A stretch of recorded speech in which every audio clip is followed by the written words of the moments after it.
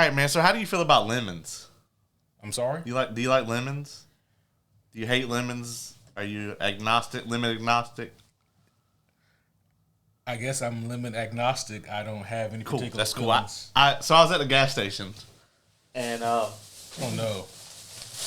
You know, so every now and then a cold open will be, I find some random shit at the gas station. And I bring it here for us to sample. The last instance was some Hot Ones potato chips. So today, I found these lemon meringue pie M&Ms. You can put them shits right the fuck back where you got them. And I'm just going to say that, listen, guys, y'all really need to stop with the M&M flavors. There has to be like a pregnant woman that works at the M&M factory who wanted those that one time, that one day. Yeah, this should not exist. But I saw them. Where did you find that? At the gas station. And so I was like, I think I'll pick these up, and that these can be our cold open. And so I figured we could just try them. Yeah. So I'm gonna open these up here. Not a sponsor. I'm not drunk enough for this yet. Yeah, you should have started drinking as soon as I said I was on the way. Mm-hmm. Oh, okay. So it looks like it's all the different flavors. So we got 2 of each. All right. So here we go. So you got to eat all 3 of them, I guess. This is all the different. I guess one of these is like the pie crust. Mm-hmm. One of them is the lemon, and the other one is the meringue. Oh boy. Okay. Yeah. Okay. All right. Okay, here we go, folks. We're going to give you some ASMR M&M crunching. Dylan, if you're watching this is the time to tune out. Oh, boy. Here we go. All right.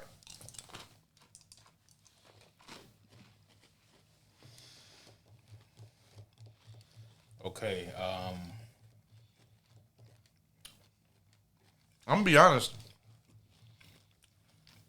I'm not really a fan of the thing that these are supposed to taste like, but it does taste like it. Oddly enough, it does. This does taste like lemon meringue pie. If you eat all 3 at the same time, it does in fact taste exactly like that. It's kind of worrisome because it tastes so similar to lemon meringue pie, but it's like the texture of it is so wrong. It's all crust. Yeah, it's completely awful. Yeah. Mm-hmm. Yeah. Okay. Well. There we have it, folks. That was an experience. Yeah. I can't believe that exists. 2, I can't believe that you bought them. 3, I can't believe that you had us try these on the podcast. Well, now that I can write off the $2 or whatever I paid for these on my taxes. Right. So,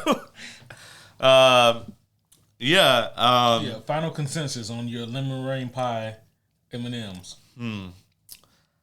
I mean, if you like lemon meringue pie, like if that's your jam, mm-hmm. if you go out to dinner and you look at the menu and your immediate reaction to them having lemon meringue pie is, oh my God, they have lemon meringue pie, this is for you. If you see that they only have lemon meringue pie and you're like, well, I'm never getting dessert here, don't buy these. You're not going to like it. Yeah, it would be weird to buy these lemon meringue pie flavored M&Ms when you don't like lemon meringue pie. Unless you're on a podcast and you could use them as a cold open. I said what I said. I had to know. Do they make like a cheesecake flavored M&M? No, but I don't know, but they should if they don't. It's just weird that you bypass all the other flavors that would be more obvious and you go for lemon meringue pie. Yeah, this is like when they put Kelsey in Fortnite. Oh yeah, that was awesome. And they just skipped all the other movies, TV shows, anime, all that. They just went straight to Fortnite. Yeah, I don't even want to get into Fortnite licensing rights and how any of that works. But I can do this for you real quick. Brandon has a good friend that works at Epic, and they're at Epic Games. And got it. Okay. Yeah. Well, that was a lot smoother than I thought it'd be. Yeah. Now you trying to get your shit in Fortnite any other way? That's probably other than I know a guy. Yeah. It's probably not gonna fly. No, that's probably really in depth. But there you have it. Lemon meringue pie M&Ms. Everyone, not a sponsor.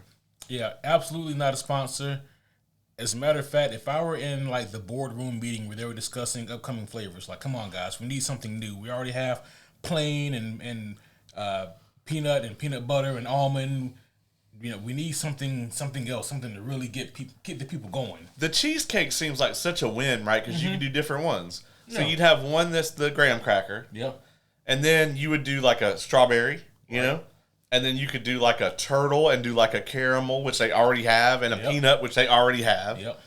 Then they could do a raspberry. They could do like a New York. You have a 1 graham cracker, 1 cheesecake, you know?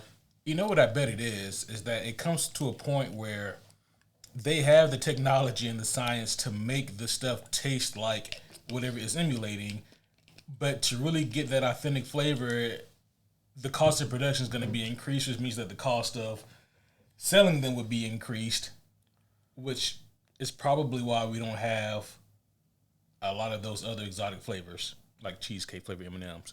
By the way, none of this is on my bingo card for what we be discussing tonight. Yep, I got you. If nothing else, I am unexpected. Yeah. I mean, and that in and of itself is a mixed bag of things to be. Oh boy. So they have they actually do have a list of all the different flavors here, and they also have peanut butter cinnamon roll. Okay. All right. Are you just done with this now? Or are you... Yeah, I think I am. Okay. I mean, like with the whole podcast, I'm just. Yeah, peanut butter cinnamon roll. I'm gonna tell you right now. If I see these at a gas station, it's happening. You mean by happening, you're gonna leave them right the fuck where they are? No, because I might actually like those. That sounds delicious. Peanut butter and cinnamon roll. You never had a cinnamon roll with peanut butter on it? That's just... No, I haven't. Oh, it's incredible. That sounds like a lot. It is a lot, yeah, but it's really good. And if that's as accurate as this is, it's probably That's true. pretty good. Yeah, it's probably not half bad. Also, like, aren't M&M's still supposed to have chocolate in them? Yeah, I feel like those didn't. I didn't taste any chocolate. Yeah. I'm not really a big chocolate person, but yeah, now that you mention it, yeah, no, I don't think there was no chocolate in there. There had to have been. Maybe a little bit. Yeah. I don't know, folks. All right, we talked about M&M's for 7 minutes. Yeah, and again, not a sponsor, so. Yeah. But if they would like to be, we will sample every flavor that you guys come up with. Well. Every flavor. Yeah. We'll have you guys talk to the committee and see what they come up with. Every flavor. It could be mustard and buttholes. We'll try it Jesus right Christ. here. We'll try it right here on the show. Pretty sure I had something close enough, and I'm like, I think I should stay down here. Yeah. All right. Well, you were so worried that we had ran out all our cold open material before the mics. And I had every right to be. That turned on, yeah. But I had you, as always. This is why I'm the world's greatest co-host. Yeah, dog. That's like if I'm in the middle of the ocean sinking, and then you toss me, instead of like a rope, you toss me a fucking spiked hook and drag me back that way. Yeah. It's not my preferred method of being saved. But Well, I can't risk, you getting off, like drifting off, Sometimes you gotta let me go. If this is the last episode of this podcast we ever put out, just know that I fucked it up with the lemon meringue pie M&Ms. It's the last straw.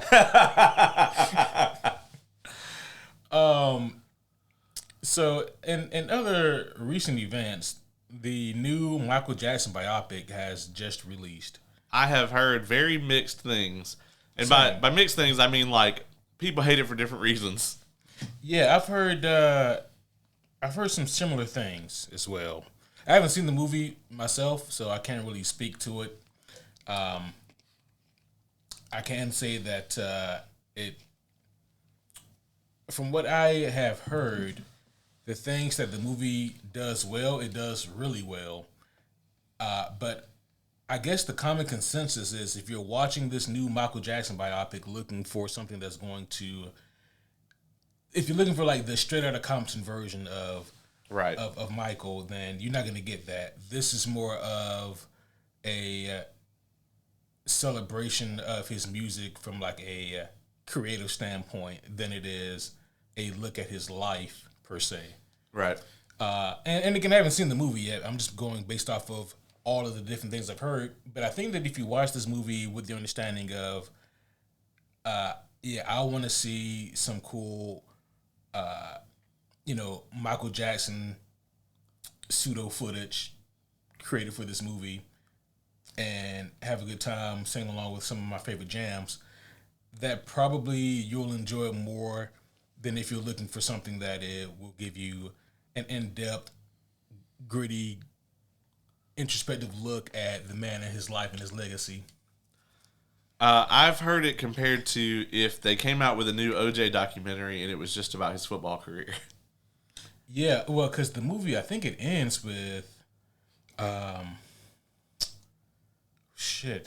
it end with, I think it ends before Bad. Does it end with Thriller? Yeah, I think so. Yeah. Mm-hmm. Well, I know that originally they wanted to include the first round of the, sexual abuse allegations and all of that, and the impact of all of that. And they actually filmed all of that stuff. Oh. And then before the movie came out, so all of that was settled in a civil court case, and it was a sealed settlement. The Michael Jackson estate found out that the person who made the allegations, part of the settlement is that person cannot be portrayed in any way, shape, or form in a movie, TV show, anything. So legally, they had to go back and take all that out, which is not, that's not on them. Yeah. Some people are trying to say that they kind of, are doing like a glorified version of, ignoring all that stuff. And when they reshot it, they chose to just end the story before all that happened. And if it does well, they may do a part 2 and find some way to get into all of that stuff. I don't think on the surface there's really anything wrong with that. That's really all they could do. Yeah. And they're not just going to not put a movie out because they already, filmed all of that. Yeah. So yeah, I'll probably not, catch this on streaming, but it's going to do pretty good. I think it's tracking for like a 90 million opening weekend. Yeah, originally it was tracking for like a 75 million opening, but looks like it's been bumped up a little bit.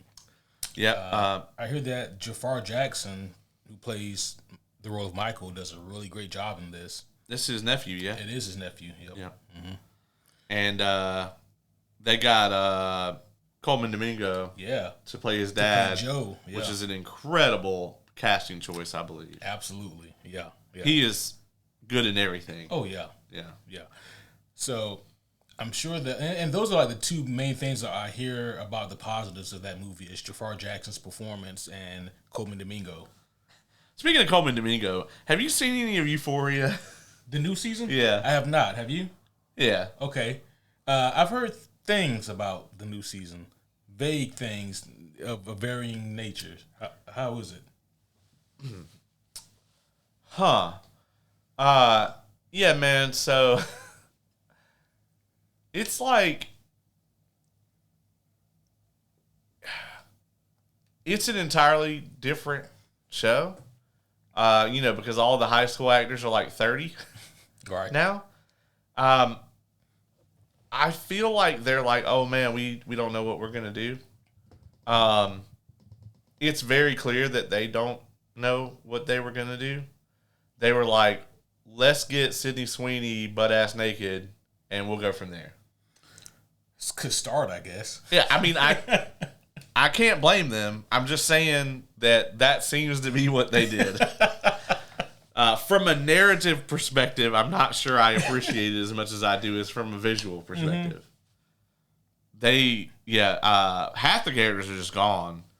It's much more Rue focused than it even was to begin with. And it's kind of like a crime drama now. Oh wow! So it just completely. It's not the same show at all. Okay. Yeah, they're in no way, shape, or form are they attempting to be the same show. Wow. And I thought maybe like what they would do is like maybe they would kind of split it, and like the younger cast is still in school. Mm-hmm. Like they would have them, and then the older cast, kind of like Stranger Things did. Yeah. No, those characters are just gone. Like it's really just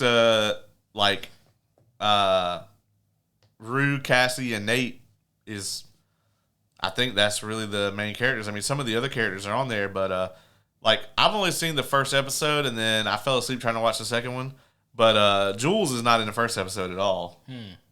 So, but she is in the season because I remember seeing her in the trailer. Yeah, I just haven't got there yet. Yeah. So I think I'm like 2 episodes behind. So maybe it's just a weird slow start. I don't know, but it's odd, man. It just doesn't even feel like it's the same show at all.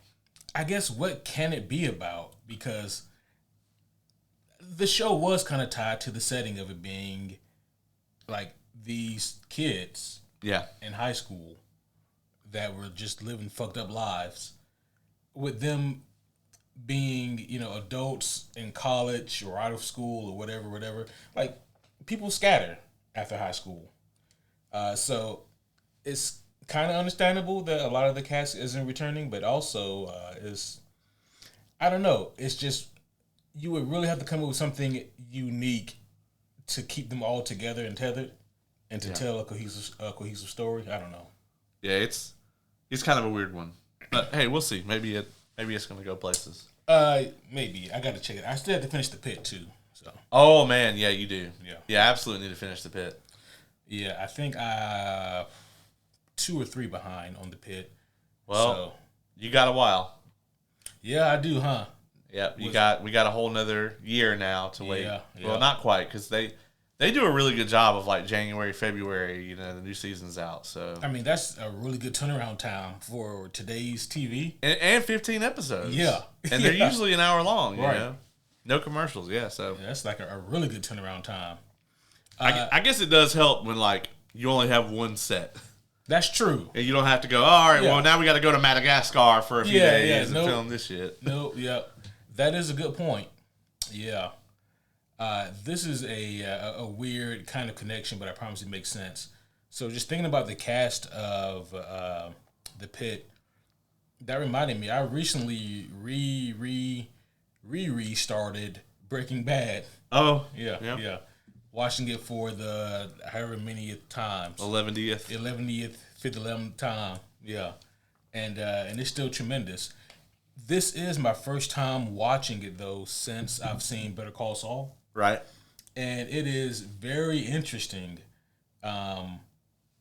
seeing how diligent Vince Gilligan was and kind of narratively keeping everything together.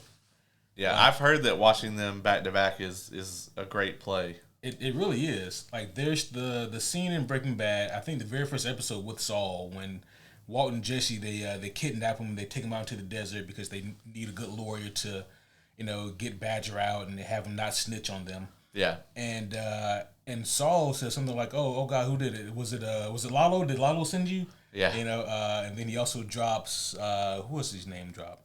Oh man, Nacho. Yeah. Yeah, name drops him too. And I was like, oh shit! Like, and he only mentions those names like those one time in the entirety of Breaking Bad. Yep. But the fact that Vince Gilligan was like, well, yeah, those are people now. Yep. That's dope. Yeah. Pretty fucking cool.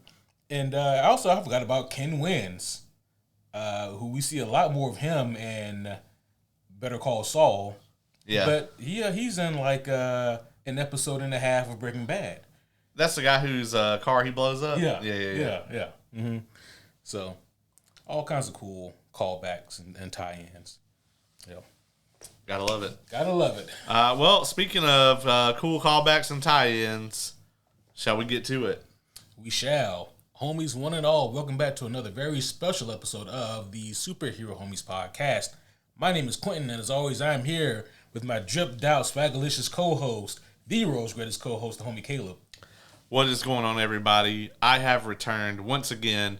We are bringing you a 1-2. I guess actually we did 2 episodes of Born Again, so I guess it's a 1-2-3 combo. Yeah. This week, check out our ongoing Born Again coverage, which we only have 2 more weeks left of that. And today, we're going to be wrapping up. It seems like it just started, and it's already over. Season 4 of Invincible. Season 4 of Invincible is in the books, and Wow, what a way to end the season. The way that it ended up being broken up is kind of astonishing because we talked about when we reviewed episodes 1 through 5 how if we had cut it off at 4, we would have been so pissed. But we included 5, which was amazing. Yep. And then now these last 3 are almost a completely different chapter. You know? Absolutely. First thing I have to say about these episodes is, wow. Episode 4 notwithstanding, I think this is the best season of Invincible. That's tough. It may be. Right, it may be. It's either this one or season 1. Yeah, it's either this or season 1. I agree. And it could be season 4. I think that there's a lot of obviously there's a lot of really strong things going on with season 4. These last 3 episodes in particular, though, are really great. And it does follow the theme of a lot of action-heavy TV shows where you get your money in the penultimate, and then in the finale, it's kind of like your cool down, your come down, and you're set up for things to come. So, full spoilers for the entirety of Invincible. So, if you haven't seen these, you know what to do. Yeah, we're not going to spoil the comics beyond, yeah. but everything that's been in the TV show. Yeah. At least someone do it on purpose. Yeah. So, looking at what's the guy? Robert Kirkman has said that he wants to end this show in 7, 8, or 9 seasons, whatever Amazon will let him get away with. We know that season 5 is already in production. It's already been greenlit. Knowing Amazon, so they renewed season 5 before 4 even began. Yeah. They'll probably do the same thing with 6, I would imagine. So, based on your knowledge of the comics, could you see this show feasibly, without pulling The Boys and dragging their feet for multiple seasons, do you see them reasonably going 7, 8, 9 seasons? Like, does 7 seem reasonable and not 9? Or, like, is there enough in it for you to get 9 seasons and not have to pad it?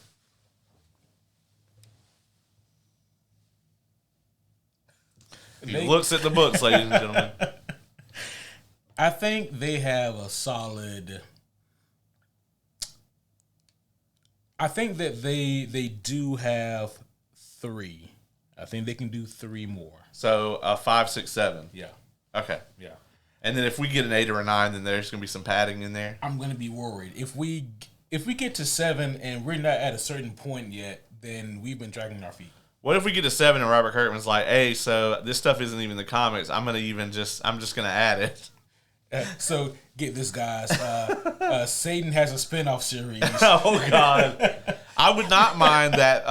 For them to do like a Battle Beast spinoff season. Oh, for sure, based on his comic. That would be dope as hell. Oh yeah, yeah. Yeah, give us that. No, don't give us any more of this Detective Hell bullshit. Yeah. No more Damien Demon Darkblood or whatever. Yeah. No more Broody McBroodster, the demon detective. Yeah. That was a failed experiment, but they gave it a try. Yeah, sure. So can't blame them for that, I guess. What's crazy is when the homie Brendan gets to that, he's gonna love it. That is crazy. Yeah, and mildly upsetting. Like, he shouldn't like this, Brendan. Yeah. Yeah. So with episode 5, the way that one ended was they were about to head off into. Well, actually, they did head off into space, and they found, or they stumbled upon some Viltrumites who were intercepting them, and among those Viltrumites was Conquest, and of course there was also the likes of Krieg. I think Lucan was there. Just a few familiar faces. Anissa. Yep, she was also there. And that ended with a very brutal, critical fight between Mark and Conquest, and it ended with Mark strangling him as he was being actively disemboweled. Yep. And then we pick up with episode 6, which is mostly centered around Oliver and Nolan those two bonding on this planet while the resistant group goes ahead, and they being Nolan and Oliver wait for Mark to heal and recover. Yeah, this was crazy. And an episode like this could have absolutely been filler, but they did such a great job with it. Yes. They did a great job with Mark after he recovered. The Nolan and Oliver bonding was really good. They've done a really great job with the Nolan face turn in this. And, very true to form with what you would typically see in real life is his kids are the quickest to forgive him. As we see later, Deb is definitely not on that train, and neither is Cecil. Yeah.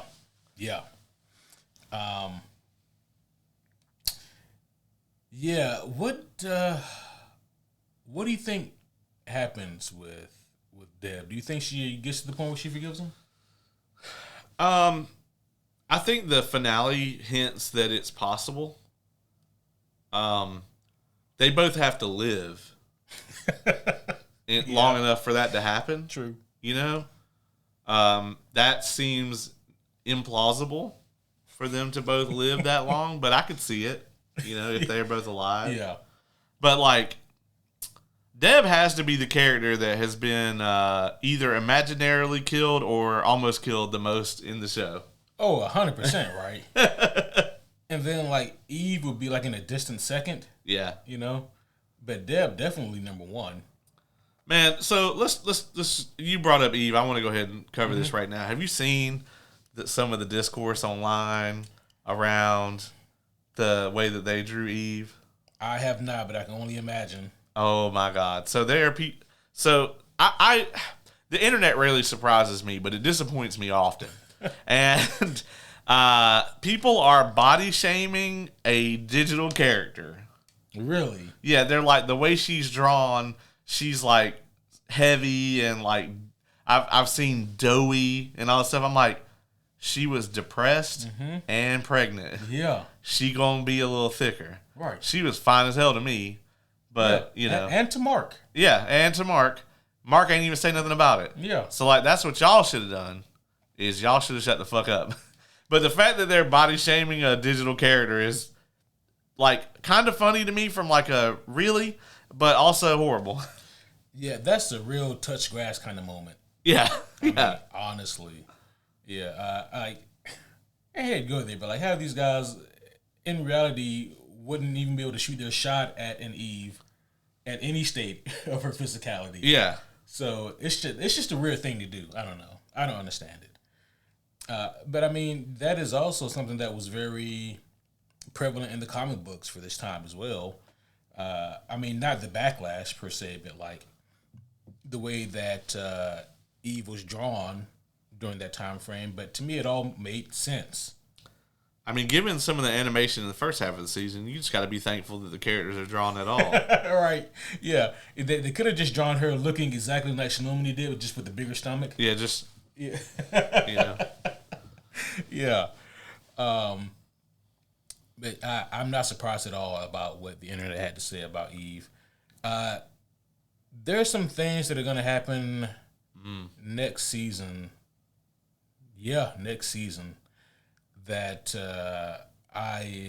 if I were Robert Kirkman, the people that worked on Invincible, I would probably just stay away from the internet. The Anissa stuff? Yeah. Yeah. They honestly, if it were me, I wouldn't do it. I wouldn't put it in the show. But they're going to. Without spoiling anything, they kind of have to. I know they kind of have to. Yeah. But I wouldn't. But are you were you surprised at all that they kept the Eve abortion angle for the show? I wasn't surprised at that. No. Because I thought that was really important for her and Mark's growth and development. I think so. Yeah. Not to steer us off course already, but discourse like that is, I always thought pretty important in comic books because a lot of times in any kind of fiction, things are just too prim and proper. Right. And sometimes when things get too real, the people who are higher ups at these companies get scared. something that people don't know. That's why the original Static comic was canceled. Static Shock. Right. It's because he was like, hey man, look, me and my girl, we finally gonna do the damn thing. We gonna get it in. Yeah. In a much more gracious way than what I just said. But no, and Milestone Comics at the time, they weren't owned by DC, but like DC was like a parent company who was kind of help funding them with their production, and they were like, absolutely not. We don't want this. And the people who were working on Static were like, well, this is very important, we think, and so it's gonna happen.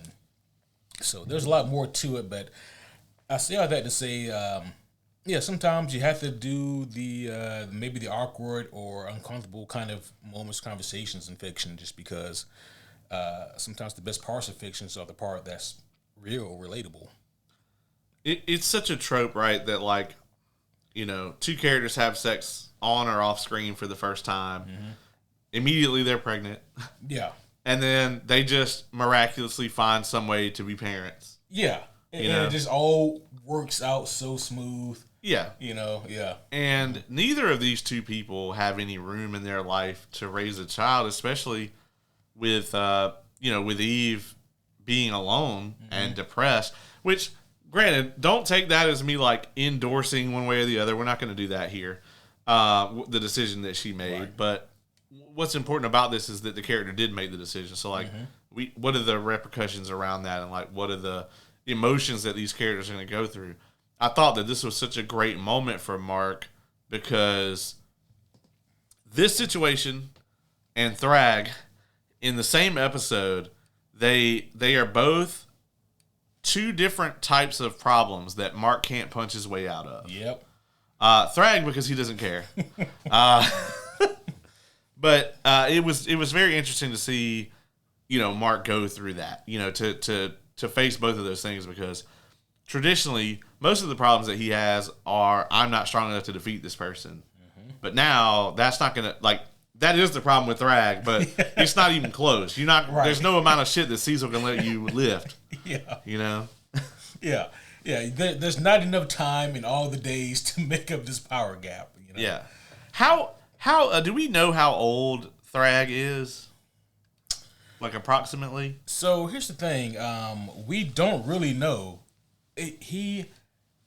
So the TV show gives us a lot of information that isn't necessarily in the comic books. Before the TV show, I assumed that Thragg was maybe a little bit younger even than Nolan. Just based off appearance, he just looks a little bit younger than Nolan to me. But he's got to be older. He's got to be older. Yeah. Or at least the same age. Well, no, he's got to be older because we see in the flashback, he's already an adult when Nolan is still like a teenager. Yeah. So he's got to be older. But how much older, it's hard to tell. Also with their lifespans, it's hard to really tell. Yeah, because Conquest had to be old as fuck. Is it lobsters that will continuously grow as long as they can molt their...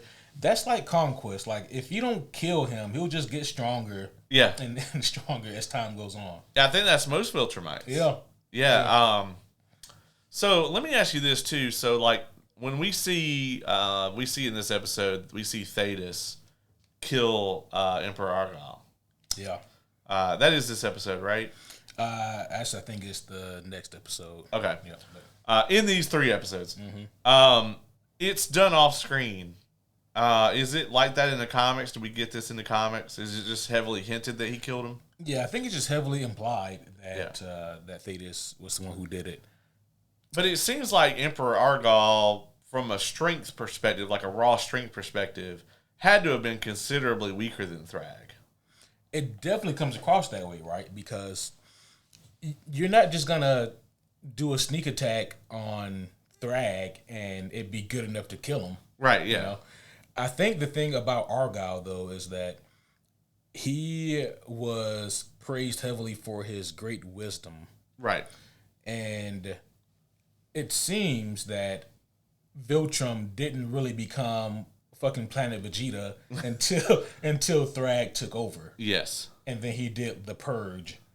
And then it was all about might makes right. And then it was nothing else. it was always known that the Viltrumites were the strongest in all of the known universe. Yeah. But but Argyle had a little bit more tact to him. Do you think that Thragg has a council that he goes to and sits in front of?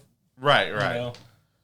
Yeah, I mean, so yeah, this is like, to make a Game of Thrones comparison, it's like, Tywin running the kingdom versus Joffrey. Yes. Yeah. It's like, yeah, Tywin was ruthless, but he understood that, like, well, you can't go kill everybody that picks the wheat because we like bread. Yeah. Joffrey's like, fuck them, kill them. Yeah, exactly.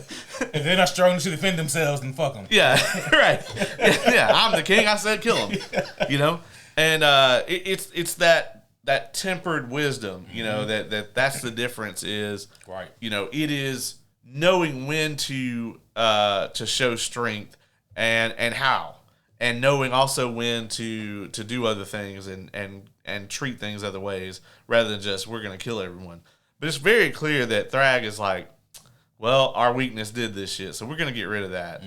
And like the bloodbath scenes were so haunting, bro.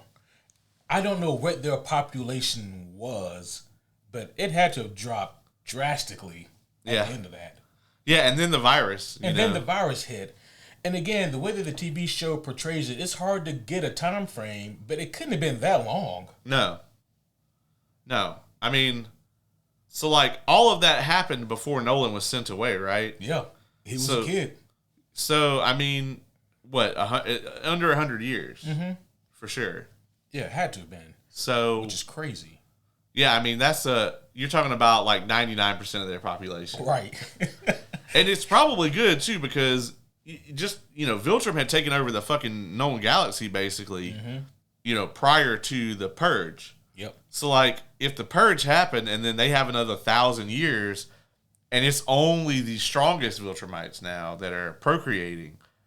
Just imagine what they could have done. Oh my gosh! And Thragg's not going to age out. He's not going to die. Yeah. He's going to be the emperor forever. This is like a central theme of the Inheritance books. Aragon is the first one. People that just have a very casual knowledge of it kind of go by that. No, don't watch the movie. Terrible. Has nothing to do with the source material. But like that's kind of one of their driving forces behind taking down like the emperor or whatever, and that is that he's gonna live forever. So it's not a situation of like, well, we could just wait for him to die and like his successor takes over. No, like this motherfucker's evil and like he's going to go on eternally, pretty much. And so they have no other choice, and that's kind of the way it is here with Thragg, is it's like he's not gonna die. They're not gonna have an election. Yeah.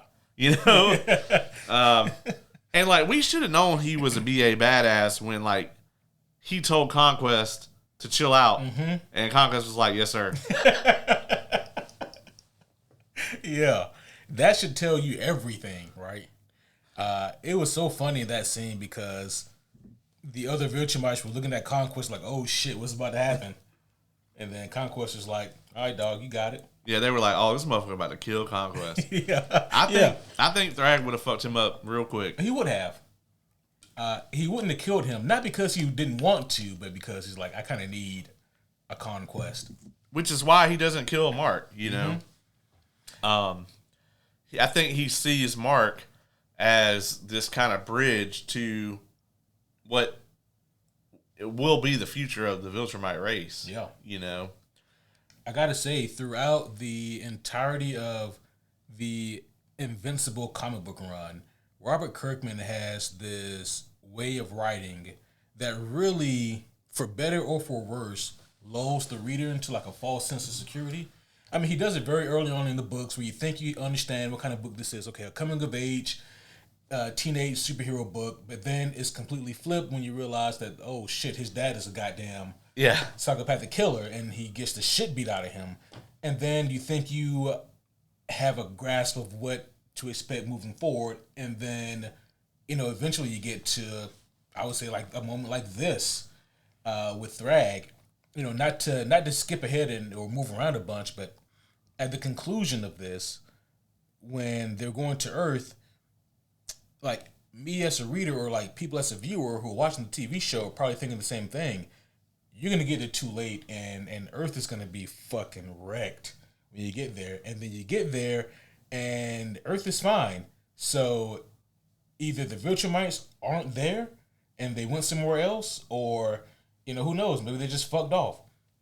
And then you realize that, oh no, it's something completely different. Yeah. And there's just a few moments throughout the Invincible series where things like this happen. And so, like, I always appreciate that about Kirkman. But I guess before we get to, like, that big-ass reveal at the end of this, there are just a couple of more things I want to talk about with episode 6. And that is what you think about the evolving relationship between Nolan and Oliver. I thought it was really good because Oliver's been on kind of a roller coaster. Mm-hmm. At first, Oliver like idolizes his dad because he doesn't really know who he is. Yep. And then, Nolan is such a bad communicator that Oliver's like, my dad came to Earth and didn't even come see me. And his dad's like, I'm just trying to protect you or whatever. But of course, to him, that's a bunch of bullshit. He wants to see his dad and spend time with his dad, who he misses a lot. So the resentment starts to set in. And then Oliver's like, I'd rather be stranded anywhere the fuck else other than on this planet with you. And we get to see, I think in a lot of fiction, this would be very one-sided. It would be all about Oliver, like Nolan kind of winning Oliver over. Mm-hmm. But they don't make it about that. They actually learn from each other. Yep. And I really love that aspect of it where, Omni-Man is like, oh, there's this fucking bug creature. Let's fucking kill it. And Oliver's like, I mean, yeah, the ones that attack us, sure. But, like, this one is, like, defending its nest, which is what we would do. So we're not going to just murder this thing just because we can. And I think that's one of the very key moments in Nolan's development. Yeah. And it comes from Oliver, and I think that's really important. Absolutely. Yeah, so there's a lot of those little moments like that. And even though it all happens over the course of this one episode, they really do a good job of its pacing so that it doesn't feel rushed or forced. So I thought that was cool. They always kill it, but they really did an amazing job with the soundtrack this year. Yeah. You notice that, like, a lot of the times in the previous episodes, it was always either like kind of pop punk or like a very like heavy type thing, like a hip hop, Run the Jewels, that kind of thing. Mm-hmm. In this season, they've really gone more of a like an alternative,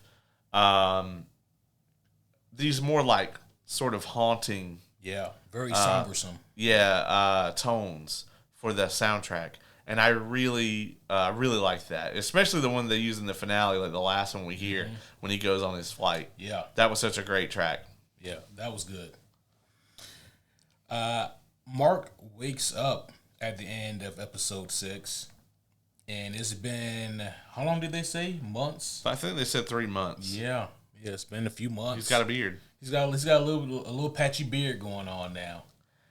And he is alive and Conquest is not. And I love that stinger at the end of the episode. Yeah, the end of the episode. So first off, they actually hit us at the beginning and the end. Mm-hmm. When they see Nolan building the tomb, we don't know that it's for Conquest. That's true. We actually are led to believe kind of by the episode that it's Mark. Yeah. And then we see Mark and we're like, oh, he buried Conquest. Yeah. And that kind of starts the rift between him and Oliver, like, or at least brings it to the forefront of Oliver being like, the fuck are you burying this asshole for? Yeah. And to Nolan, it's like, yeah, I mean, this dude was a great warrior of our civilization. Like, he was a piece of shit and, like, he deserved to die, but he was still a Viltrumite. Mm-hmm. And to him, he deserves that monument.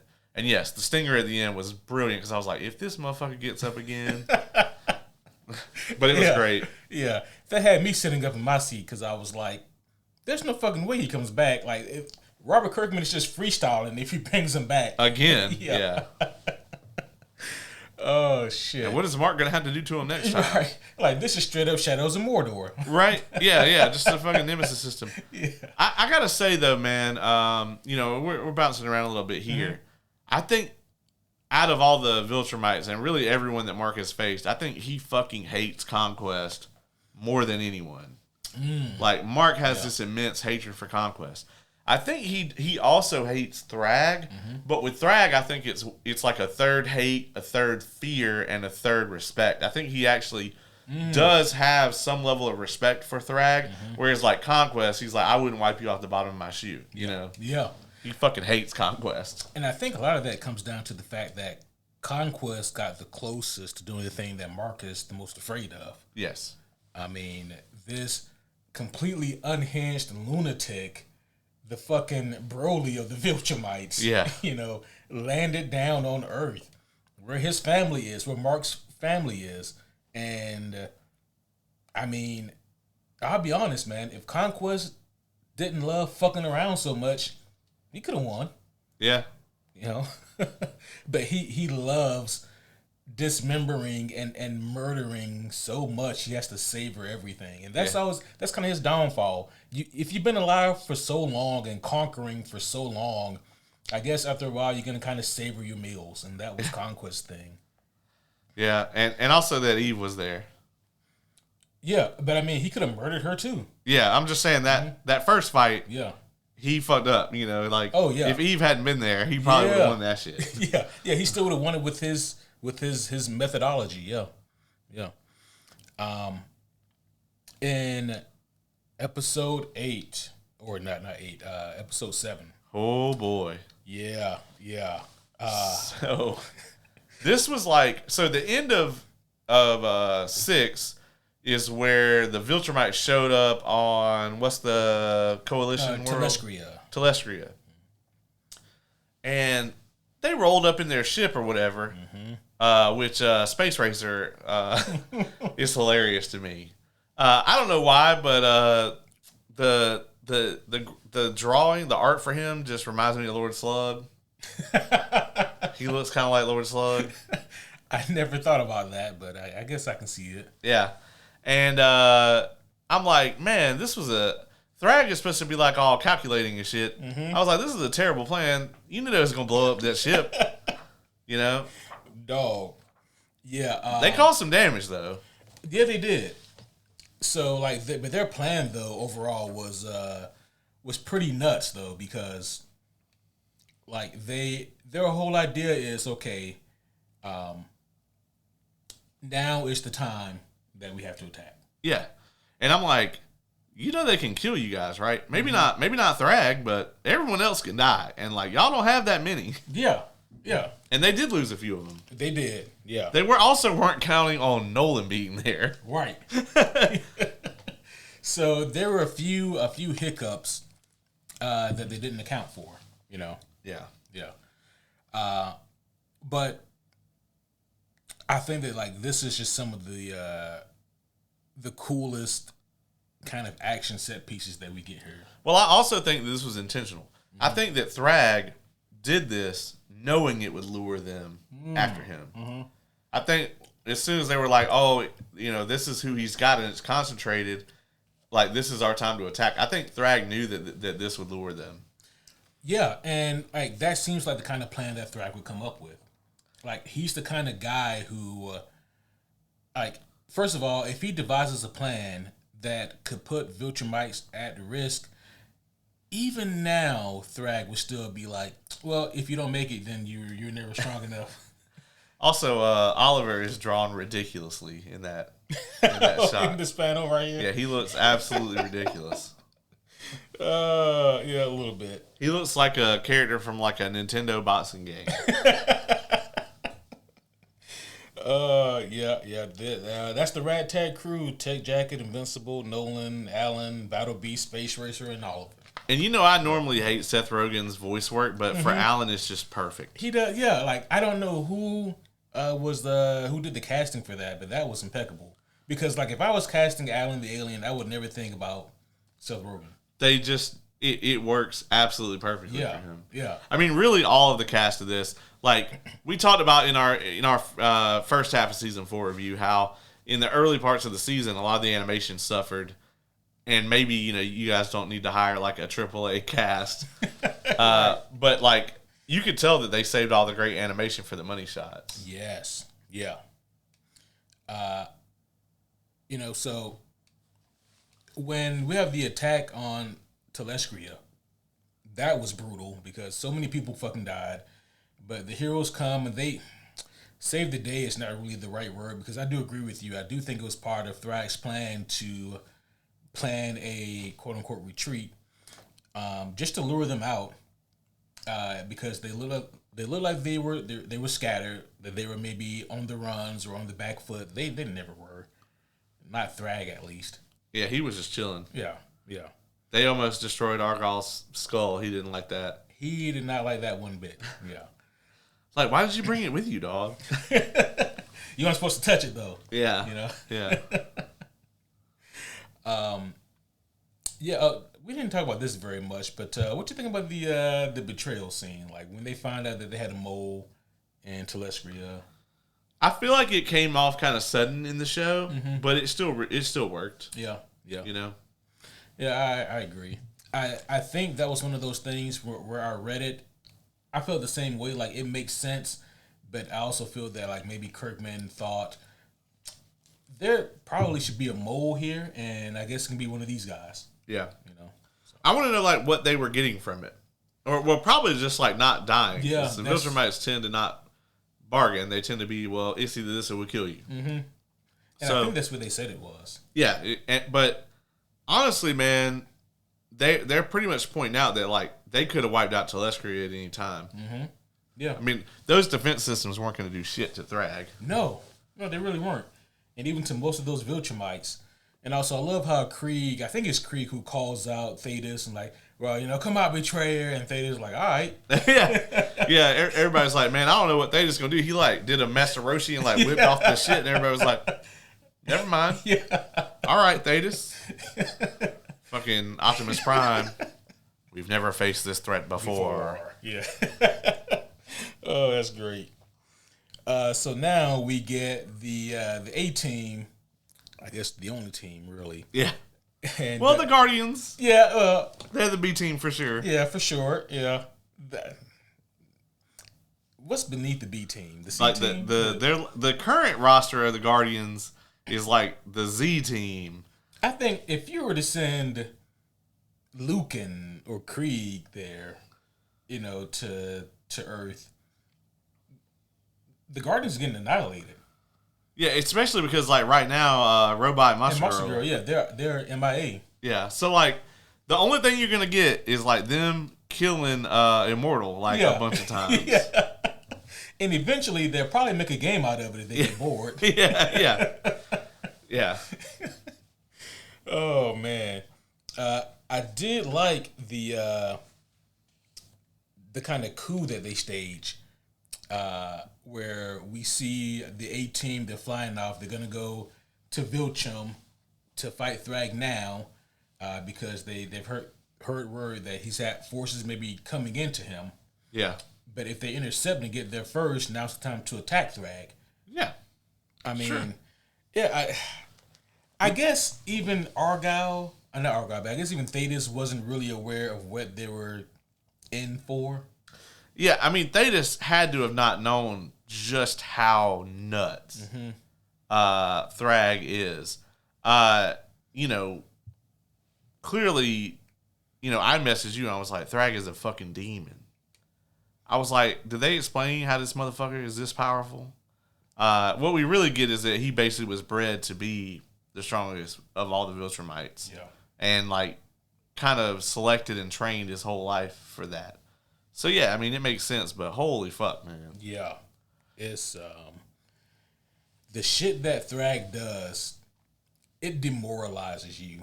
Yeah. You don't just lose to Thragg. You are completely demoralized. He lets you know first that you don't stand a chance. I think, like, I don't think we, in like, D&D terms, I don't think we've seen this motherfucker take a single point of damage from anything. No. Not at all. And his senses are also crazy. Like, there's a point where the space ray or whatever gets fired, and like it goes right past him. He doesn't even flinch. Yeah, he's just like, man. Which I think maybe their fuck up and granted, this probably still wouldn't have worked, but it would have been a better plan. The first person that Space Racer shoots isn't Thragg. Yeah, honestly, that ray I'm pretty sure can kill Thragg. I think so. Yeah. Yeah. So if they just shot him first, he didn't know what it does.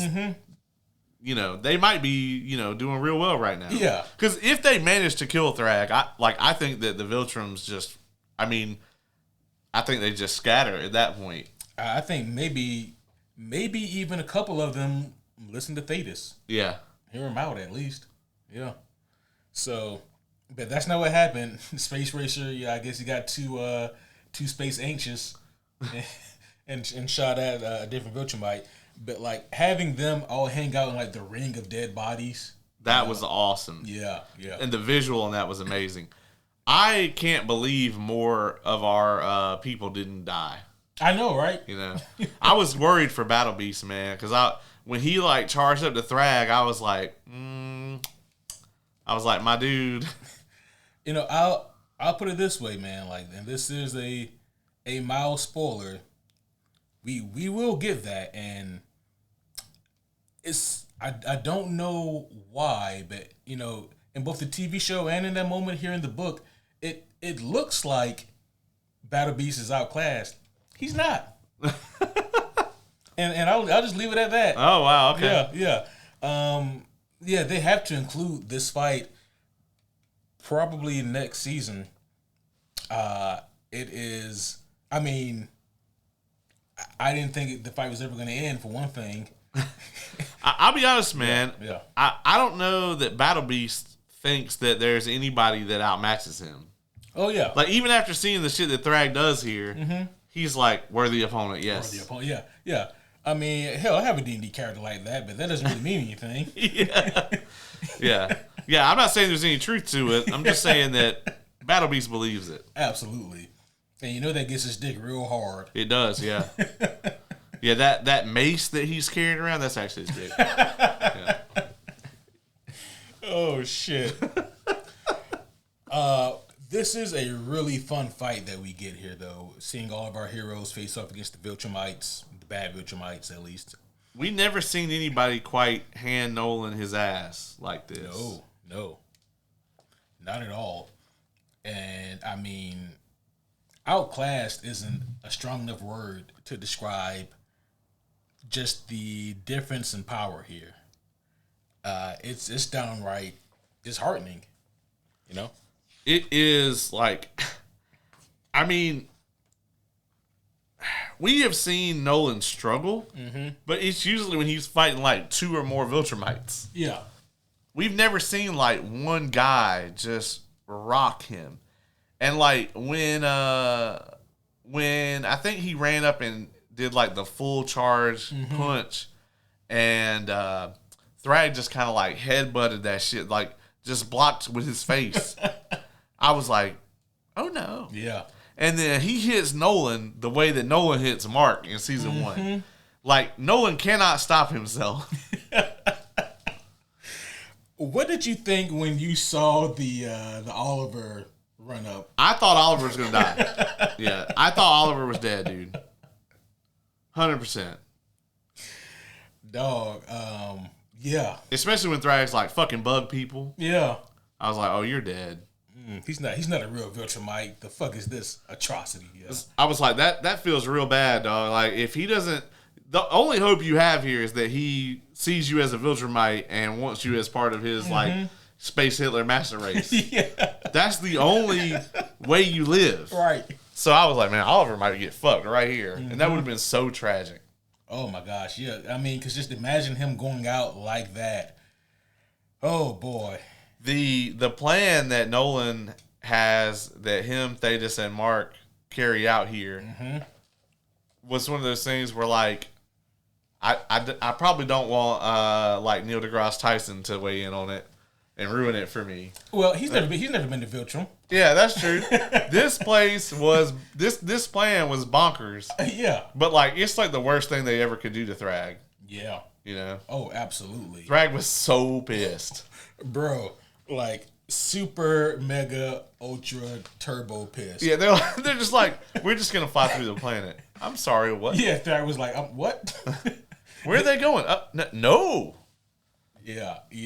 That shit was that was a hell of a Hail Mary. Also, man, Space Racer or whatever. Mm-hmm. I'm glad he's on our team because that gun is crazy. Bro, that gun is beyond nuts.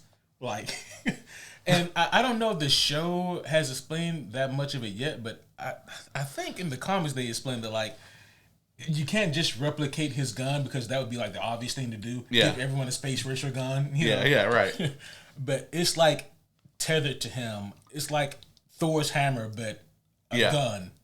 Yeah, like you can't just we'll just give all the Avengers a Mjolnir. That'll solve everything. Yeah. Like, no. It's not how that works. It's not how that works. Plus, if they can replicate it, that means that the Viltrumites can replicate it. Yep. So next thing you know, there's like 80 Viltrumite cruisers that all got one of these things. Yeah. Oh, shit. I think a death that most everyone saw coming was poor Thetis. Yeah, I was like, man, you're not making it out of this. Yeah, dog. Like, you assassinated Argo. You created the Scourge virus. Thragg is done with your ass. Yeah. There was never a scenario where Thetis makes out of this. No. And especially after he blew the planet up. Yeah. That was 3 strikes, motherfucker. Oh, yeah. I mean, 3 enormous strikes. Thragg was happy to kill him. Oh, yeah. And that was one of the few moments where Thragg didn't show the typical restraint that he normally does. Right. And I think after this, he says to Nolan, I didn't get to take my time with Thetis, but I will with you. Yes. And if I was Nolan, I'd be like, oh, no. Yeah, oh, no. No, actually, you can take your time with Oliver. Yeah. Just go ahead and get me out of the way. Yeah, please. I actually thought Nolan was going to bite it here, too. Yeah. And that's the thing, man. Like, the only person who actually had any relevancy of plot armor would be Title Card. Yeah. Because he's... Yeah. But even with that, man, this whole arc here, they do the trope where, like, oh, okay, well, the big bad evil guy lets them get away, but, like, he actually has a legitimate reason to do it. Mm-hmm. You actually see him. He wants to kill Mark. Oh, yeah. But he's like, this is not, like, I'd be losing a key, right, like, player in this, in the whole future of my race thing. And I think that he, especially the way the season ends, he does believe that Mark's existence is the key to the Viltrumites' survival. Yeah, Mark's existence gives Thragg hope. Yes. A lot of what Mark was trying to do to Thragg when he was trying to fight him, for Thragg, that was like filling out an application. Like, okay, I see what you can do. Yeah. And I'm fairly impressed. Like, we can use Earth to essentially repopulate our race. Yeah. And I mean, I guess we'll go ahead and get there now. So Thragg does let Mark and Nolan both live, even though Nolan really gets fucked up. Nolan got fucked all the way up, dude. Yeah. I mean, like you said, Nolan definitely could have died right here, and yeah. I thought Nolan might have been done, but we actually find out that even Oliver survived. Yeah. That Viltrumite DNA dog comes in clutch. The way that, like, they ended this episode with them being like, "Oh, well, we don't know where they are." Yeah. And then Mark coming to realize they've gone to Earth. Yeah. Yeah. That realization hits Mark like a shit ton of bricks. Yeah, he's the only one to figure it out, and then the next episode, we're led to believe that, like, they are fucking up Earth. Mm-hmm. And the way that they did this was really great. Oh, yeah. Yeah, we're treated to a bunch of... throughout this episode, we see a bunch of gruesome, like, PTSD-fueled images of various people on Earth being just slaughtered. They didn't even put the Cecil scene in here. They didn't? I don't think so. It was towards the end of the episode. Yeah, like, you talking about, like, where he, like, where Mark was like having the PTSD thing. Yeah. Yeah, but it wasn't in like this opening shot. Oh yeah. No, yeah. No. Yeah. And they didn't do it the same way that in the panel. Yeah. Yeah, that's true. Yeah. But I mean, I think that all of this is completely justified, right? Like everything that Mark is experiencing makes sense because what would you think? You just blew up this man's home planet.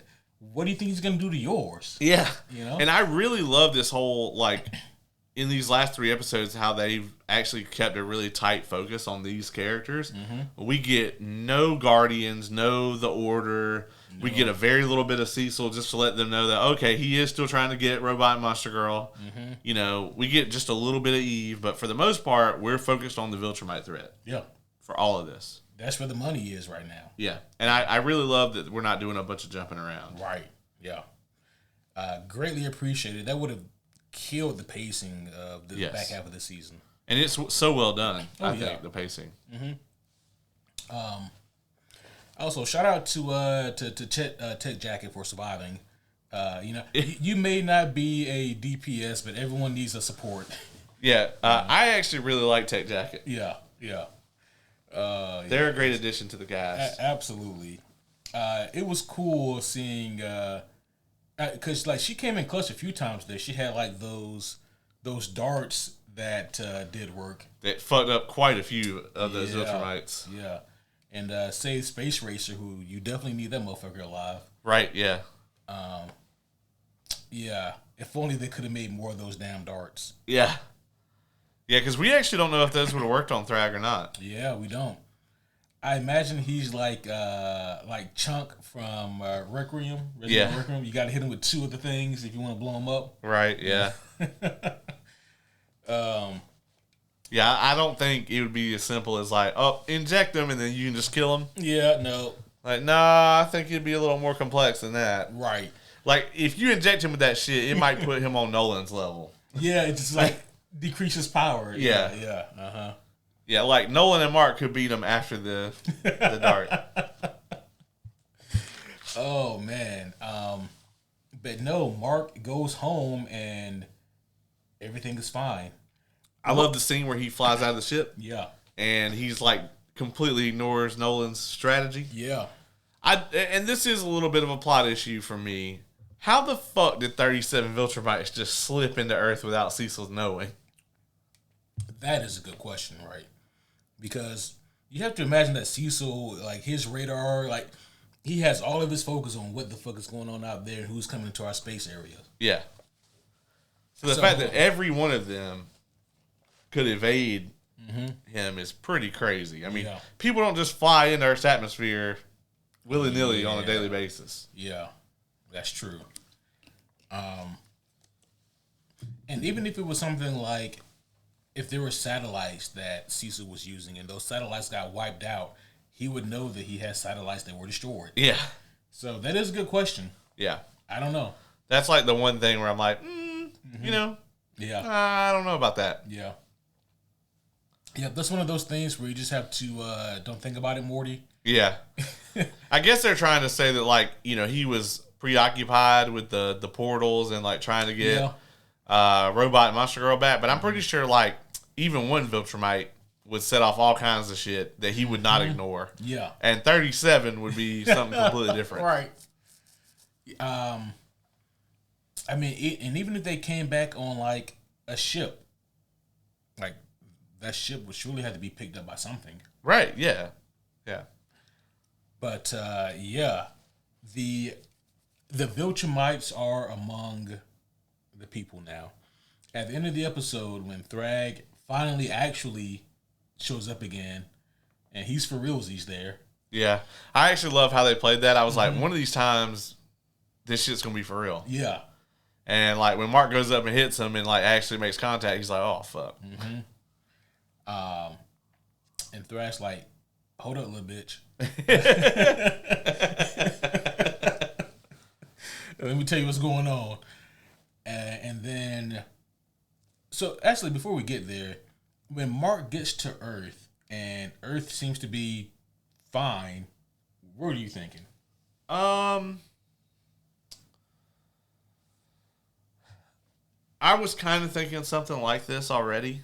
I was like, either they're going to go there and everything's going to look fine, and then the Viltrumites are going to show up, or something like this where it's like they're already there and they're like hidden, you know, because they could blend in Earth society. I mean, they're all a little bit larger, but as long as they don't fucking all, get a room together, if they split up amongst the whole planet, they're not going to be, I mean, you dress them up in some human clothes and they're not going to stand out that crazily. So, what Thragg says essentially is that their plan is to assimilate amongst humanity and to use the human populace to breed. Yeah. And the thing of it is, man, is like, if you ignore who the Viltrumites are and what they've done in the past, what Thragg is suggesting is, hey, like, everything above board, like consensual relationships and just coexisting, basically let us live and see what happens. And, we just want to, do some baby making. Which, that'll probably be fine for about 20 years. And then they're going to have, 60 Viltrumites instead of 37 or more. Yeah. And then it's like, oh, okay, well, now you're really fucked. Mm-hmm. So, yeah, I mean, Mark's loved ones are going to get to live their lives out, but, he's still going to be there. Yeah. And then it's probably going to end up exterminating the human race. Yeah. I mean, and Thragg has no problem with that. No, absolutely not. Yeah, he'll keep some concubines, and that'll be it. Mm-hmm. And but his other alternative, Thragg is like, well, if you don't agree to this, we're just going to kill everyone. Mm-hmm. Yeah, we can start right now, and we'll kill most of you, and then keep some of you alive for our purposes. Yeah. So, what do you want to do? Yeah, what do you want to do? And it's like, well, you really don't have a choice, man. Yeah. Both these options are terrible, but one of them is considerably more terrible. Right. And, ultimately, though, it's like they both have the same outcome because that Thragg is only repopulating the race so that they can try to get back on top. Mm-hmm. And I don't think that Mark is even thinking that clearly right now. Yeah. But I guarantee you that Cecil is whenever he finds out. And Cecil's gonna find out immediately. Mm-hmm. And when Cecil does find out, things have got to be done to kind of keep this in check. Yeah. It's like you have to play along right now. Yeah. Because what else can you do? What are your other options? We have none. Yeah. Y'all couldn't do shit to Nolan. Yeah. Much less this fucking guy. And it's it's interesting. You mentioned earlier how Viltrumites can blend in. They are a little bit slightly larger than the normal person, but they can still blend in. Dog, I forgot that the way that Lucan is drawn in this comic book is utterly ridiculous. Because his arms are twice the size of his own head. Hey man, he got that Mark Henry strength. Yeah. And Anissa looks like she's about to kill these fuckboys. She definitely does. Yeah, yeah. Yeah, the way that she's drawn is kind of crazy. Mm-hmm. But she crazy. Yeah, she's crazy. So it all checks out. Krieg immediately finds some fine shit, and he's like, "Yeah, I think I can get along." Yeah, I think I can make it out here. It's crazy, man, to think how much knowledge and and everything that, because all of them are hundreds of years old. Mm-hmm. It's crazy. You think one of them discovered ramen or something really delicious that on Earth or whatever was hey, Bro, yeah, for sure they had to have a Martian Manhunter moment, when he discovers Oreos or Chocos for copyright purposes. Yeah. Yeah, it's these are fucking delicious. Yeah. Yeah, Big Belly Burger. Yeah, Big Belly Burger. Yeah, for sure. So yeah, it's interesting also how in the TV show, Nolan is already gone by this point. Oh yeah, yeah. Whereas in the comic books, he's actually there with Mark when this encounter takes place, and then he leaves. Is Nolan against Or is he just like, I mean, we're fucked. I mean, we kind of have to go along with it. Yeah, he's like, we really don't have. I mean, Mark didn't have a choice. Yeah. You know, Yeah. it was like, we can fight right now. I could kill you and most of them, or we can do this. Yeah. Yeah. So, at the very least, it's a temporary ceasefire on this war. Yeah. You know, so it'll buy you A a generation. Yeah, I mean that's what you're getting. Yeah. Your choices are you get it minimum one generation, or you get fucked right now. Yeah. I thought this was a great way to end the season, though. It was a tremendous way to end the season, I thought. Yeah, and a lot of the stuff that happens here is kind of the same thing, just out of order. Like then Mark and Eve have their, their talk and their catch up moments. But now the stinger is something that also needs to be talked about as well. Yes, the super virus, the super scourge. Yeah, yeah, and how Thetis basically told Alan, like, hey, if you're seeing this, I'm dead, and I urge you, no matter what, to use the super scourge virus to wipe them all out. And Alan's kind of like, this was my mentor, and Alan's kind of got a moral compass, but he also realizes that he's nowhere near as wise as Thetis. At least that's how he sees it. yeah. So I think he's going to be tempted to use it.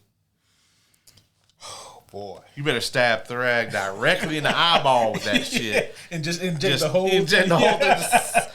And then just if it kills him, it's going to work on everybody else. You're right. Yeah. Oh man! But we also get the reveal here that it could also kill all humans. Because like if you have a similar DNA structure to them, then which we obviously do, then it could also kill the entire human race. And is Alan willing to do something like that? I guess we're gonna find out. We gonna see. Yeah, I think this was a cool ass way to end the season and like keep the hype going for season 5. Yes. Yeah. I believe it's my turn to score these things. It is. It is your turn.